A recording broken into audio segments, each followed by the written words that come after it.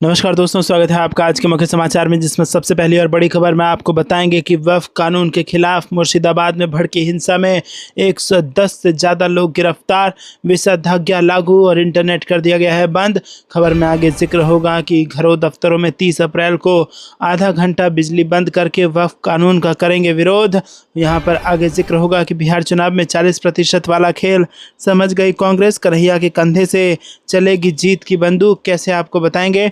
खबर में आगे जिक्र होगा कि कांग्रेस सभी 243 सीटों पर बिहार चुनाव लड़ने को तैयार, पार्टी के राष्ट्रीय सचिव ने दे दिया है ये बड़ा बयान। और खबर में आगे जिक्र होगा कि मांगे नहीं मानी गई तो जिहाद करेंगे, मणिपुर में वक्फ कानून के खिलाफ मैतेई पंगल का प्रदर्शन। दोस्तों, हर एक खबर की गहराई में आपको ले जाएंगे, लेकिन उससे पहले अगर आपको भी ऐसा लगता है कि सुप्रीम कोर्ट को इसकी जाँच करनी चाहिए वक्फ कानून की, तो यस कमेंट में ज़रूर लिखिएगा और वीडियो को लाइक करके ज़्यादा शेयर कीजिए।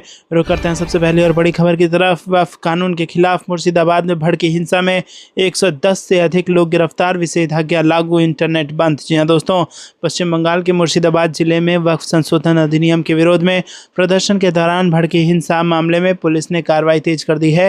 हिंसा के सिलसिले में अब तक 110 से ज़्यादा लोगों को गिरफ्तार किया गया है। वहीं सर्वाधिक प्रभावित मुर्शिदाबाद जिले में निषेधाज्ञा लागू कर दी गई है और उन स्थानों पर इंटरनेट सेवाएं निलंबित कर दी गई हैं जहां हिंसा हुई थी।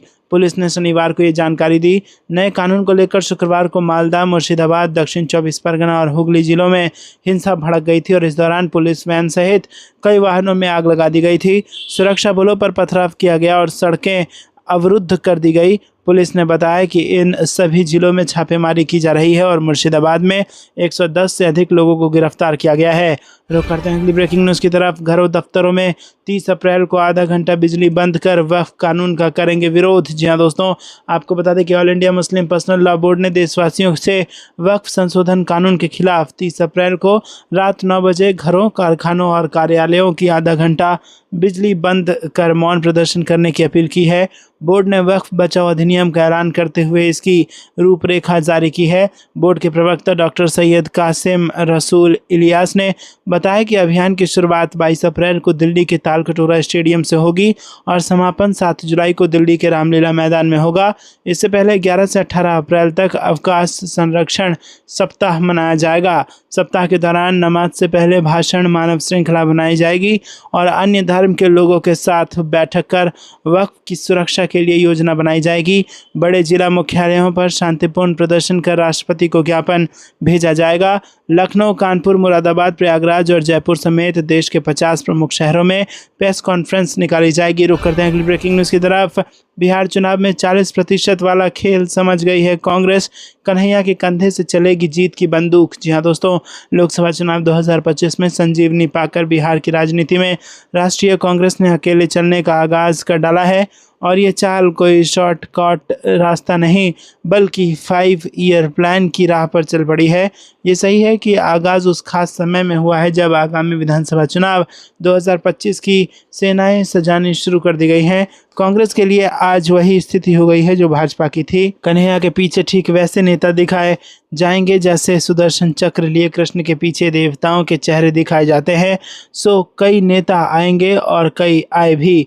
कन्हैया की पदयात्रा में कांग्रेस के पूर्व अध्यक्ष राहुल गांधी का बेगूसराय आना कोई परोक्ष रूप से वोट बढ़ोतरी का भले रहा हो, पर अपरोक्ष रूप से कांग्रेस के उन कद्दावर नेताओं को संदेश देना था जो कन्हैया कुमार को रास्ते में रोड़े बन रहे हैं। रुक करते हैं अगली ब्रेकिंग न्यूज़ की तरफ। कांग्रेस सभी 243 सीटों पर बिहार चुनाव लड़ने को तैयार, पार्टी के राष्ट्रीय सचिव ने दिया बड़ा बयान। जी हां दोस्तों, आपको बता दें कि कांग्रेस के राष्ट्रीय सचिव अजय कुमार चौधरी ने बिहार विधानसभा चुनाव को लेकर बड़ा राजनीतिक संकेत दे दिया है। उन्होंने कहा कि कांग्रेस महागठबंधन का हिस्सा है, लेकिन वो राज्य की सभी 243 सीटों पर चुनाव लड़ने की तैयारी में जुटी है। अजय कुमार चौधरी ने बताया कि पार्टी प्रदेश अध्यक्ष राजेश कुमार के नेतृत्व में लगातार प्रदेश भर में कार्यक्रम चला रही है और संगठन को जमीनी स्तर पर मजबूत किया जा रहा है। उन्होंने कहा कि कांग्रेस टिकाऊ और जीतने वाले उम्मीदवारों की पहचान के लिए व्यापक सर्वेक्षण करा रही है। उन्होंने ये स्पष्ट किया कि ये सारी तैयारियां महागठबंधन को मजबूत करने की दिशा में की जा रही है।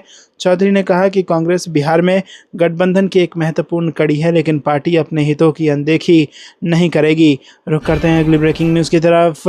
मणिपुर में वक्फ कानून के खिलाफ मैती पंगल का प्रदर्शन, मांगे नहीं मानी गई तो जिहाद करेंगे। जी हाँ दोस्तों, मैती पंगल समुदाय के हजारों लोगों ने शुक्रवार को इम्फाल ईस्ट के विभिन्न क्षेत्रों में वक्फ संशोधन कानून के खिलाफ जोरदार प्रदर्शन किया। प्रदर्शनकारियों ने इस अधिनियम को असंवैधानिक बताते हुए सरकार को चेतावनी दी कि यदि उनकी मांगें पूरी नहीं की गई तो वो जिहाद करने पर मजबूर हो सकते हैं। रुक करते हैं अगली ब्रेकिंग न्यूज़ की तरफ। बिहार चुनाव नीतीश कुमार का राजनीतिक श्राद्ध साबित होगा, जन सुराज की रैली में प्रशांत किशोर का दावा। जी हाँ दोस्तों, आपको बता दें कि जन सुराज पार्टी के संस्थापक प्रशांत किशोर ने शुक्रवार को दावा किया कि बिहार में आगामी विधानसभा चुनाव मुख्यमंत्री नीतीश कुमार का राजनीतिक श्राद्ध साबित होगा। किशोर ने यहां गांधी मैदान में आयोजित बिहार बदलाव रैली में टिप्पणी की। उन्होंने ये भी कहा कि राज्य के लोगों को नीतीश कुमार, राष्ट्रीय जनता दल के अध्यक्ष लालू यादव और प्रधानमंत्री नरेंद्र मोदी ने निराश किया है। हालांकि किशोर लोगों की कम उपस्थिति को लेकर नाखुश दिखे और उन्होंने बमुश्किल 10 मिनट रैली को संबोधित करने का फैसला किया। उन्होंने प्रशासन पर राज्य के दूसरे हिस्सों में से आने वाले कम से कम 2 लाख लोगों के पटना में घुसने से रोकने का आरोप लगाया। रुक करते हैं अगली ब्रेकिंग न्यूज़ की तरफ। राज्यपाल की तरफ से भेजे गए विधेयक पर समय सीमा में फैसला ले राष्ट्रपति, सुप्रीम कोर्ट का बड़ा फैसला। जी हाँ दोस्तों, सुप्रीम कोर्ट ने कहा कि अगर विधानसभा से पारित कोई विधेयक राज्यपाल की तरफ से राष्ट्रपति के पास भेजा जाता है तो राष्ट्रपति को उस पर 3 महीने में फैसला लेना चाहिए। अगर ऐसा नहीं होता है तो राज्य सरकार कोर्ट का दरवाज़ा खटखटा सकती है। सुप्रीम कोर्ट ने तमिलनाडु सरकार और राज्यपाल के बीच के विवाद से जुड़े अपने फैसले में ये बात कही है। 8 अप्रैल को सुप्रीम कोर्ट के जस्टिस JB पारदीवाला और R महादेवन की बेंच ने राज्यपाल और राष्ट्रपति के पास काफ़ी समय से लंबे तमिलनाडु के 10 विधेयकों को मंजूरी दी थी। सुप्रीम कोर्ट ने संविधान के अनुच्छेद 200 की व्याख्या करते हुए कहा था कि विधानसभा के पास बिल को राज्यपाल अनिश्चित काल तक नहीं रोक सकते। रुक करते हैं अगली ब्रेकिंग न्यूज़ की तरफ। तुलसी गबार्ड ने EVM की विश्वसनीयता पर सवाल उठाए, कांग्रेस को मोदी सरकार को घेरने का मिला मौका। जी हाँ दोस्तों, कांग्रेस ने अमेरिका की डायरेक्टर नेशनल इंटेलिजेंस तुलसी गबार्ड द्वारा EVM को लेकर दिए गए बयान को लेकर मोदी सरकार को घेरा और कहा कि जिस समस्या की ओर अमेरिका की सरकार ने इशारा किया है वो EVM की विश्वसनीयता पर बहुत बड़े सवाल खड़ा करता है। कांग्रेस ने तुलसी गबार्ड के हवाले से कहा कि EVM को हैक किया जा सकता है और EVM पर विश्वास नहीं किया जा सकता। EVM में डाला गया वोट कभी भी बदल सकता है। गबार्ड ने कहा था कि हमारे पास प्रमाण है कि ये इलेक्ट्रॉनिक वोटिंग सिस्टम लंबे समय से हैकर्स के लिए आसान रहे हैं। मतदान के परिणामों में हेरफेर किया जा सकता है। रुक करते हैं अगली ब्रेकिंग न्यूज़ की तरफ। पलामू में वक्फ संशोधन बिल के विरोध में प्रदर्शन, लोगों ने कहा किसान बिल की तरह इसे भी लेना होगा वापस। जी हाँ दोस्तों, वक्फ कानून का विरोध पूरे देश में हो रहा है और इसी कड़ी में पलामू में भी इस कानून का विरोध शुरू हो गया है। पलामू के चैनपुर थाना क्षेत्र के नेउरा में सैकड़ों की संख्या में शुक्रवार को ग्रामीण जमा हुए और बिल का विरोध किया। इस दौरान लोगों ने प्रधानमंत्री नरेंद्र मोदी, गृह मंत्री अमित शाह और बिहार के CM नीतीश कुमार, आंध्र प्रदेश के मुख्यमंत्री चंद्रबाबू नायडू और चिराग पासवान के खिलाफ नारेबाजी भी की। विरोध प्रदर्शन से पहले ग्रामीणों ने एक जुलूस भी निकाला जो इलाके में भ्रमण किया और बिल के विरोध में सैकड़ों लोग सड़कों पर उतरे। विरोध प्रदर्शन का नेतृत्व पलामू के चैनपुर के जिला परिषद सदस्य फजाइल अहमद कर रहे थे। रुक करते हैं अगली ब्रेकिंग न्यूज़ की तरफ। सचिन पायलट ने कहा कि जीत के बाद सब तय होगा, पहली बार तेजस्वी से मिलेंगे कांग्रेस प्रभारी अल्लाह भरूच। यहाँ दोस्तों, यहाँ पर बिहार विधानसभा चुनाव को लेकर पटना में 17 अप्रैल को महागठबंधन की बैठक होगी और मीटिंग में RJD, कांग्रेस, माले समेत सभी घटक दलों के नेता मौजूद रहेंगे और इसी दौरान सीट बंटवारा, CM फेस समेत कई मुद्दों पर चर्चा होगी। रुक करते हैं अगली ब्रेकिंग न्यूज़ की तरफ। पश्चिम बंगाल में नहीं लागू किया जाएगा वक्फ संशोधन कानून, ममता बनर्जी ने किया ऐलान और कर दी शांति की अपील। जी हाँ दोस्तों, पश्चिम बंगाल में हिंसक विरोध प्रदर्शन के बीच मुख्यमंत्री ममता बनर्जी ने शनिवार को ऐलान किया कि वक्फ संशोधन अधिनियम राज्य में लागू नहीं किया जाएगा। ममता बनर्जी ने हिंसा पर बवाल उठाते हुए कहा कि ये कानून केंद्र सरकार ने बनाया है और उससे जवाब मांगा जाना चाहिए। वहीं दोस्तों, आपको बता दें कि साथ ही ममता बनर्जी ने कहा कि उनकी सरकार हिंसा भड़काने वालों के खिलाफ सख्त कार्रवाई करेगी। ममता बनर्जी ने राज्य के कई जिलों में हिंसा भड़कने के दूसरे दिन एक्स पर एक पोस्ट में कहा कि सभी धर्मों के लोगों से मेरी विनम्र अपील है कि कृपया शांत रहें, संयमित रहें, धर्म के नाम पर किसी भी अधार्मिक गतिविधि में शामिल ना हो। हर इंसान की जान कीमती है। राजनीति के लिए दंगे ना भड़काएं। जो लोग दंगे भड़का रहे हैं वो समाज को नुकसान पहुंचा रहे हैं। वहीं दोस्तों, मुख्यमंत्री ने कहा कि याद रखें, हमने वो कानून नहीं बनाया जिस पर बहुत से लोग भड़के हुए हैं। ये कानून केंद्र सरकार ने बनाया है और इसीलिए आप जो जवाब चाहते हैं वो केंद्र सरकार से मांगना चाहिए। उन्होंने पूछा कि हमने इस मामले में अपनी स्थिति स्पष्ट कर दी है। हम इस कानून का समर्थन नहीं करते और ये कानून हमारे राज्य में लागू नहीं होगी, तो दंगा किस लिए। दोस्तों, आपको क्या कुछ लगता है कमेंट में ज़रूर बताइए। वीडियो को लाइक भी ज़रूर कीजिएगा और ज़्यादा से ज़्यादा शेयर कीजिए। रुक करते हैं अगली ब्रेकिंग न्यूज़ की तरफ। वक्फ अमेंडमेंट एक्ट का जोरदार विरोध। कोलकाता में छात्रों का प्रदर्शन। मुंबई में एआईएमआईएम कार्यकर्ताओं ने खोला मोर्चा। जी हाँ दोस्तों, वक्फ संशोधन कानून के खिलाफ देश के कई हिस्सों में जोरदार प्रदर्शन किया गया। मुंबई, कोलकाता, पटना, कश्मीर, लखनऊ समेत कई और जगहों पर मुस्लिम संगठन के लोग सड़कों पर उतरे और इस कानून के खिलाफ प्रदर्शन किया। उन्होंने इसे खारिज करने की मांग की है। वक्फ संशोधन कानून के खिलाफ कोलकाता के आलिया विश्वविद्यालय के छात्रों ने शुक्रवार को रैली निकाली और कानून को वापस लेने की मांग की। वक्फ संशोधन कानून के खिलाफ कोलकाता की आलिया विश्वविद्यालय के छात्रों ने विरोध प्रदर्शन किया। आपको बता दें कि रैली में शामिल छात्रों ने कहा कि बीजेपी सबका साथ सबका विकास की बात करती है, लेकिन एक समुदाय के साथ भेदभाव किया जा रहा है। भाजपा ने कहा कि वक्फ संशोधन अधिनियम के लाभों का प्रचार करने और विपक्ष की आलोचना का मुकाबला करने के लिए 20 अप्रैल से विशेष रूप से मुसलमानों को ध्यान में रखकर एक पखवाड़े तक जन जागरूकता अभियान शुरू करेगी। रुक करते हैं अगली ब्रेकिंग न्यूज़ की तरफ। वक्फ कानून पर एनडीए में दरार। बीजेपी के साथ ही दल के विधायक पहुंचे सुप्रीम कोर्ट। जी हां दोस्तों, एनडीए के घटक दल नेशनल पीपुल्स पार्टी इंडिया के नेता व मणिपुर के क्षेत्र गांव निर्वाचन क्षेत्र से विधायक शेख नरूल हसन ने गुरुवार को सुप्रीम कोर्ट में वक्फ संशोधन अधिनियम 2025 की संवैधानिक वैधता को चुनौती दी है। इसके अलावा टीएमसी सांसद महुआ मोइत्रा ने भी शीर्ष अदालत में याचिका दाखिल की और इस कानून की संवैधानिक वैधता को चुनौती देते हुए इसे रद्द करने की मांग की है। मणिपुर में एनडीए के घटक एनपीपी के विधायक हसन ने शीर्ष अदालत में दाखिल अपनी याचिका में वक्फ कानून में किए गए उस बदलाव पर चिंता जाहिर की है जिसमें इस्लाम का पालन करने वाले अनुसूचित जनजातियों को अपनी संपत्ति वक्फ को देने से वंचित किया गया है। याचिका में कहा गया है कि ये उनके अपने धर्म का पालन करने के मौलिक अधिकार का उल्लंघन करता है। याचिका में कहा गया है कि वक्फ संशोधन अधिनियम 2025 की धारा 3E अनुसूचित जनजाति के सदस्यों के स्वामित्व वाली भूमि को वक्फ संपत्ति घोषित करने से रोकती है। एनपीपी विधायक ने अपनी याचिका में कानून में किए गए संशोधन को न सिर्फ मनमाना बताया बल्कि मुस्लिम धार्मिक संस्थाओं को नियंत्रित करने का प्रयास भी बताया। रुक करते हैं अगली ब्रेकिंग न्यूज़ की तरफ। पटना में कांग्रेस कार्यकर्ताओं और पुलिस के बीच झड़प। कन्हैया कुमार बोले, लाठी नहीं नौकरी दो। जी हां दोस्तों, पटना में पलायन रोको नौकरी दो पदयात्रा के दौरान शुक्रवार को मुख्यमंत्री आवास जाने से रोकने पर पुलिस के साथ कांग्रेस कार्यकर्ताओं की झड़प हो गई। इसके बाद पुलिस ने एनएसयूआई के राष्ट्रीय प्रभारी कन्हैया कुमार सहित कई कांग्रेस कार्यकर्ताओं को हिरासत में ले लिया। इस दौरान कन्हैया कुमार ने कहा कि पुलिस या तो मुख्यमंत्री नीतीश कुमार से उनकी मुलाकात कराए या फिर उन्हें जेल ले जाए। कांग्रेस नेता कन्हैया के नेतृत्व में हुई इस पदयात्रा में बड़ी संख्या में पार्टी कार्यकर्ता शामिल हुए। पदयात्रा के दौरान कांग्रेस कार्यकर्ता मुख्यमंत्री नीतीश कुमार के आवास का घेराव करने जा रहे थे, लेकिन पुलिस ने उन्हें रोक दिया। पुलिस के लाठी बरसाए जाने पर उन्होंने कहा कि हमें लाठी नहीं नौकरी दो, हम सरकार से नौकरी मांग रहे हैं और सरकार हमारी नहीं सुन रही है। वाटर कैनन से पानी की बौछार करने पर कन्हैया कुमार ने कहा कि पुलिस को पानी की बर्बादी नहीं करनी चाहिए।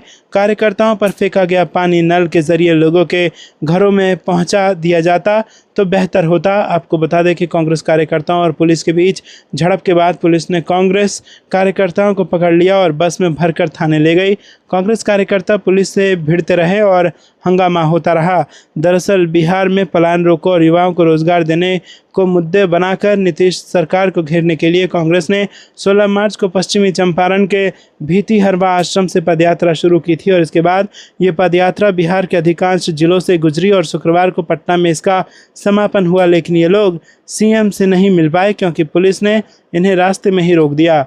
रुक करते हैं अगली ब्रेकिंग न्यूज़ की तरफ। बिहार चुनाव के दौरान तहव्वुर राणा को फांसी देगी सरकार, संजय राउत का बड़ा दावा। जी हाँ दोस्तों, शिवसेना सांसद संजय राउत ने कहा कि 26/11 आतंकी हमले के मुख्य आरोपी तहव्वुर हुसैन राणा को तुरंत फांसी दी जानी चाहिए। उन्होंने इस दौरान ये भी दावा किया कि सरकार बिहार चुनाव के दौरान तहव्वुर राणा को फांसी देगी। संजय राउत ने यह भी मांग की है कि आर्थिक भगौड़े नीरव मोदी और मेहुल चौकसी को भी प्रत्यर्पित किया जाना चाहिए। एजेंसी की रिपोर्ट के मुताबिक संजय राउत ने कहा कि तहव्वुर राणा को तुरंत फांसी दे दी जानी चाहिए, लेकिन उन्हें बिहार चुनाव के दौरान फांसी दी जाएगी। राउत ने कहा कि राणा को भारत लाने के लिए 16 साल से लड़ाई चल रही है और ये कांग्रेस के शासन के दौरान शुरू हुई थी, इसलिए राणा को वापस लाने का क्रेडिट किसी को नहीं लेना चाहिए। उन्होंने आगे कहा कि तहव्वुर राणा भारत में प्रत्यर्पित होने वाला पहला आरोपी नहीं है। इससे पहले 1993 की सीरियल ब्लास्ट के आरोपी अबू सलेम को भी भारत प्रत्यर्पित किया गया था। राउत ने यह भी मांग की है कि कुलभूषण जाधव को वापस लाया जाना चाहिए, जिन्हें 2016 में पकड़ा गया था और कथित जासूसी के लिए एक पाकिस्तानी सैन्य अदालत ने मौत की सजा सुनाई थी। भारत ने पाकिस्तान के आरोपों को मनगढ़ंत बताते हुए खारिज कर दिया है। रुक करते हैं अगली ब्रेकिंग न्यूज़ की तरफ। अहमदाबाद में बना बीजेपी आरएसएस से लड़ने का रोड मैप, अब इस ठोस रणनीति के साथ आगे बढ़ेगी कांग्रेस। जी हाँ दोस्तों, बीजेपी की सियासी प्रयोगशाला और पीएम मोदी, गृहमंत्री अमित शाह के गृह राज्य गुजरात में कांग्रेस ने 2 दिनों तक मंथन कर तय कर लिया है कि वो आगे अब किस दिशा में बढ़ेगी। कांग्रेस ने बीजेपी और संघ के खिलाफ राजनीतिक तौर पर ही नहीं बल्कि वैचारिक स्तर पर लड़ने का रोड मैप तैयार किया है। कांग्रेस अपनी परंपरागत राजनीति से बाहर निकलकर सामाजिक न्याय वाले एजेंडे पर आगे बढ़ने के साथ ही बीजेपी से मुकाबला करने के लिए अपने संगठन को जमीनी स्तर पर मजबूत करने और इंडिया गठबंधन के साथ चलने का विजन रखा है। कांग्रेस ने अहमदाबाद में 2 दिनों तक चले चिंतन और मंथन से निकलने वाले निचोड़ को न्याय पथ का नाम दिया है। देश भर से आए करीब 2000 नेताओं के बीच कांग्रेस ने जब प्रस्तावना के रूप में अपना आगामी संकल्प सामने रखा तो वहां मौजूद तमाम प्रतिनिधियों ने अपने दोनों हाथ उठाकर इनका अनुमोदन किया। रुक करते हैं कि ब्रेकिंग न्यूज़ की तरफ। सचिन पायलट ने तेजस्वी को दिया झटका, सीएम कैंडिडेट पर बोले कि चुनाव के बाद होगा फैसला। जी हाँ दोस्तों, कांग्रेस नेता कन्हैया कुमार की पलायन रोको नौकरी दो यात्रा शुक्रवार को 27 दिनों के लंबे सफर के बाद पटना में समाप्त हो रही है और इस यात्रा की शुरुआत 16 मार्च को पश्चिम चंपारण के ऐतिहासिक गांधी आश्रम से हुई थी, जिसका उद्देश्य बिहार में बेरोजगारी, पलायन और युवाओं की अनदेखी के खिलाफ जनजागरण फैलाना था। पटना में यात्रा के समापन पर कांग्रेस ने पूरी ताकत झोंक दी है। राजस्थान के पूर्व डिप्टी सीएम और कांग्रेस नेता सचिन पायलट भी पहुंचे हैं और यहां उन्होंने केंद्र और बिहार सरकार पर निशाना साधते हुए कहा कि बिहार के युवाओं के साथ बार बार धोखा हुआ है, जो वादे किए गए थे वो अब तक अधूरे हैं। उन्होंने तेजस्वी के सीएम बनने के सवाल पर बोला कि बहुमत मिलता है तो कांग्रेस कमेटी और कांग्रेस आलाकमान से मिलकर आगे का विचार करेंगे। सचिन पायलट ने तहव्वुर राणा के भारत आने पर बोला कि इस आतंकी को सजा देने का काम यूपीए सरकार ने शुरू किया था। सरकार का ये काम सराहनीय है और हम इसके साथ हैं। आतंकी को हर हाल में सख्त से सख्त सजा होनी चाहिए। वहीं कन्हैया से किए गए कई सवालों पर सचिन पायलट ने उनको रोककर खुद जवाब दिया। कन्हैया कुमार ने बताया कि इस पदयात्रा के दौरान राज्यसभा के युवाओं और आम लोगों से जो समस्याएं सामने आई हैं उन्हें एक मांग पत्र के रूप में तैयार कर मुख्यमंत्री नीतीश कुमार को सौंपा जाएगा। उन्होंने दोहराया कि बिहार से हो रहे लगातार पलायन को रोकना होगा और युवाओं को सम्मानजनक रोजगार देना सरकार की जिम्मेदारी है। रुक करते हैं अगली ब्रेकिंग न्यूज़ की तरफ। कंगना रनौत गो बैक, हिमाचल के मंडी में बीजेपी सांसद के खिलाफ कांग्रेस का हल्ला बोल। जी दोस्तों, बॉलीवुड एक्ट्रेस और मंडी से सांसद कंगना रनौत इन दिनों अपने संसदीय क्षेत्र के दौरे पर हैं। शुक्रवार को कांग्रेस के खिलाफ बयानबाजी को लेकर मंडी जिला मुख्यालय पर युवा कांग्रेस ने प्रदर्शन किया। कांग्रेसियों ने सांसद कंगना रनौत के खिलाफ जोरदार प्रदर्शन किया और कंगना गो बैक के नारे लगाए। दरअसल कंगना रनौत द्वारा कांग्रेस के खिलाफ की जा रही लगातार टिप्पणियों को लेकर युवा कांग्रेस में आक्रोश है। शुक्रवार को मंडी जिला मुख्यालय पर युवा कांग्रेस कार्यकर्ताओं ने गांधी भवन कांग्रेस कार्यालय से लेकर डीसी ऑफिस रोड तक आक्रोश रैली निकाली। रैली के दौरान युवा कांग्रेस ने बदतमीज सांसद व कंगना गो बैक के नारे लगाए। साथ ही कार्यकर्ताओं ने कहा कि कंगना इस प्रकार की भाषा का इस्तेमाल न करें। रुक करते हैं अगली ब्रेकिंग न्यूज़ की तरफ। गंगा तट पर अतिक्रमण को लेकर अब तक क्या क्या कदम उठाए गए, सुप्रीम कोर्ट ने केंद्र और बिहार से मांगी रिपोर्ट। जी हाँ दोस्तों, सुप्रीम कोर्ट ने केंद्र और बिहार सरकार को गंगा के किनारों पर अवैध निर्माण को हटाने के लिए उठाए गए कदमों पर स्थिति रिपोर्ट दाखिल करने का निर्देश दिया है। जस्टिस JB पारदीवाला और KV विश्वनाथ की पीठ ने अधिकारियों की तरफ से उन्हें हटाने के प्रस्तावित तरीके के अलावा आज की तारीख में मौजूदा अतिक्रमणों की संख्या भी जानना चाहा। पीठ ने कहा कि जानना चाहेंगे कि गंगा नदी के किनारे पर इस तरह के सभी अतिक्रमणों को हटाने के लिए अधिकारियों ने क्या कदम उठाए हैं। इससे पहले 2 अप्रैल के आदेश में कहा गया था कि हम बिहार राज्य और भारत संघ दोनों को ही सही रिपोर्ट दाखिल करने का निर्देश देते हैं ताकि हम मामले में आगे बढ़ सकें। अदालत पटना निवासी अशोक कुमार सिन्हा की तरफ से एनजीटी के 30 जून 2020 के आदेश के खिलाफ दायर याचिका पर सुनवाई कर रही थी, जिसमें नाजुक बाढ़ के मैदानों पर अवैध निर्माण और अस्थायी अतिक्रमण के खिलाफ उनकी याचिका खारिज कर दी गई थी। आपको क्या कुछ लगता है दोस्तों, कमेंट में जरूर बताइए। वीडियो को लाइक नहीं किया तो लाइक भी जरूर कीजिएगा। रुक करते हैं अगली ब्रेकिंग न्यूज़ की तरफ। भारत में आर्थिक तूफान आने वाला है। ट्रंप टैरिफ पर राहुल गांधी की भविष्यवाणी, पीएम मोदी पर भी किया हमला। जी हाँ दोस्तों, अमेरिकी टैरिफ नीति ने दुनिया भर में उथल पुथल मचा दी है और इसी बीच कांग्रेस नेता राहुल गांधी ने भारत में आर्थिक तूफान आने का दावा कर दिया है। गुजरात के अहमदाबाद में 2 दिवसीय कांग्रेस अधिवेशन के दूसरे दिन राहुल गांधी ने मोदी सरकार पर हमला बोला। राहुल गांधी ने डोनाल्ड ट्रंप द्वारा लागू की गई नई टैरिफ नीति का जिक्र करते हुए कहा कि डोनाल्ड ट्रंप को मोदी जी अपना मित्र कहते हैं, लेकिन जब ट्रंप ने नए टैरिफ लगाने की बात की तो प्रधानमंत्री ने चूं तक नहीं की। उन्होंने यह भी आरोप लगाया कि ट्रंप के टैरिफ से ध्यान भटकाने के लिए संसद में वक्त संशोधन विधेयक पर देर रात तक ड्रामा किया गया। इसके बाद राहुल गांधी ने भारतीय शेयर बाजार में आई गिरावट का जिक्र करते हुए कहा कि इसका असर दुनिया भर के शेयर बाजारों में देखा गया है।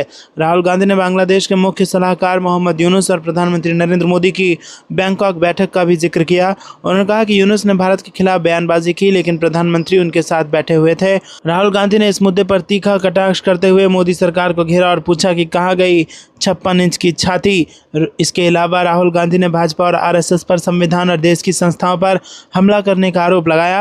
उन्होंने कहा कि ये विचारधारा की लड़ाई है जो पार्टी विचारधारा के बिना है वो भाजपा और आरएसएस के सामने नहीं खड़ी हो सकती है। साथ ही उन्होंने दावा किया कि संविधान बनने के समय आरएसएस ने रामलीला मैदान में संविधान की प्रति जलाई थी।